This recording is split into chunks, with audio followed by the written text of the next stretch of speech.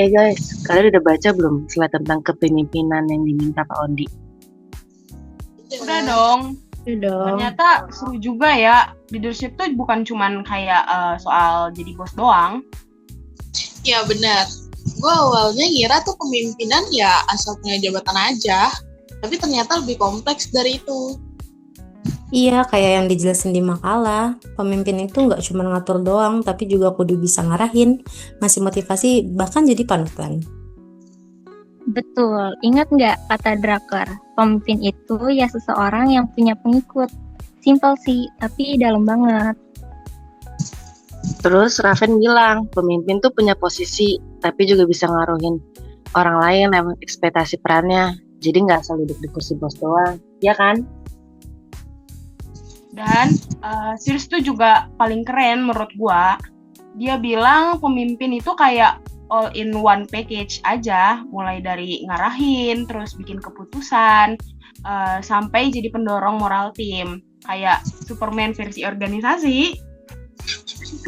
Bener-bener. Ya, multifungsi banget ya. Tapi sebenarnya kepemimpinan tuh lebih ke pengaruh, bukan kekuasaan semata. Nah, itu yang ditekankan sama Hersey juga. Kepemimpinan tuh gabungan antara kekuatan pribadi, karakter, dan skill sosial. Makanya, gak semua orang yang punya jabatan bisa otomatis jadi pemimpin yang baik. Benar banget, leadership itu juga soal meyakinkan orang lain. Kayak contohnya ngajak kerja bareng, bukan cuma sekedar maksa-maksa.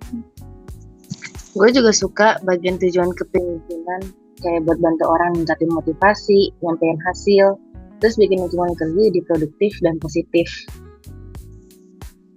Itu tuh ya, kenapa pemimpin harus peka.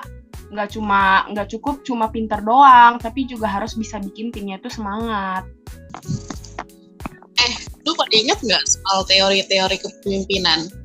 Banyak banget woi. Ada teori sifat, teori kelompok, teori situasional.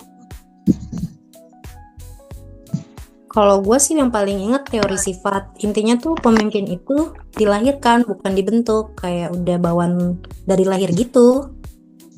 Iya, tapi teori itu sekarang agak dikritik juga sih. Soalnya banyak yang ternyata bisa jadi pemimpin lewat pelatihan dan pengalaman. Makanya teori interaksional muncul, nyatuin antara sifat dan situasi.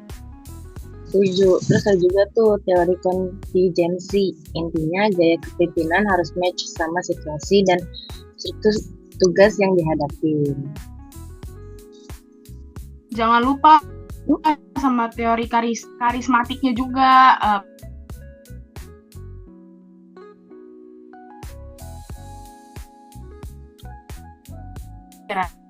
Kasih tim cuma lewat vibe dan juga kepribadiannya.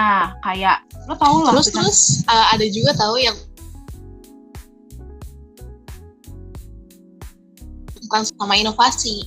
Pemimpin yang nggak cuma ngatur tapi juga ngajak sekarang timnya kita naik bahas kelas. gaya kepemimpinan aja yuk. Kayak gaya kontinum, manajerial, grid, 3 dimensi. Gimana?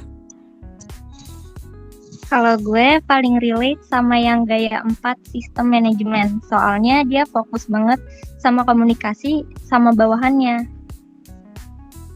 Kalau gue suka banget gaya terbaik bersyarat. Jadi pemimpin tuh fleksibel, melalui gaya yang sesuai sama kondisi dan orang yang dipimpin. Gaya terbaik tunggal juga menarik sih menurut gua. Cuman kadang kita butuh lebih dari satu gaya tergantung konteksnya. Nih, jadi kesimpulannya, ya pemimpin itu jadi pemimpin gak gampang kan? Tapi kalau kita belajar dan peka sama lingkungan, pasti kita bisa berkembang ke arah situ. Setuju, intinya harus bisa adaptasi, bisa dengerin orang lain, dan jadi contoh yang baik juga.